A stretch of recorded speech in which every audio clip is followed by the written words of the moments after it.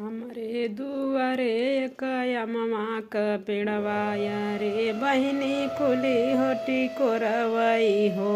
या रे बहिनी कुली होटी कोरवई हो।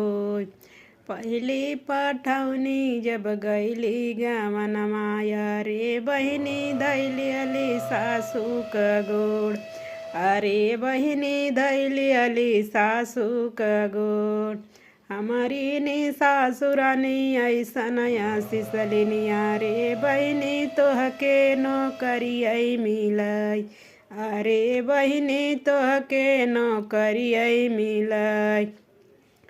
हमारे दुआरे कया ममा क पेड़वाया रे बहिनी कुली होटी कोरवई होय। अरे बहिनी कुली होटी कोरवई होय। दूसरी पठौनी जब गईली गवनमा अरे बहिनी धैली अली जेठनी के गोड़। अरे बहिनी धैली अली जेठनी के गोड़। हमारी जेठानी रानी ऐसन सिसलिन अरे बहिनी तुही सरपंचई हो। अरे बहिनी तुही सरपंचई हो।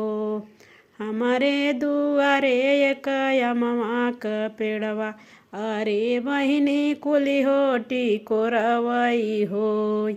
अरे बहिनी कुली होटी कोरवई होय।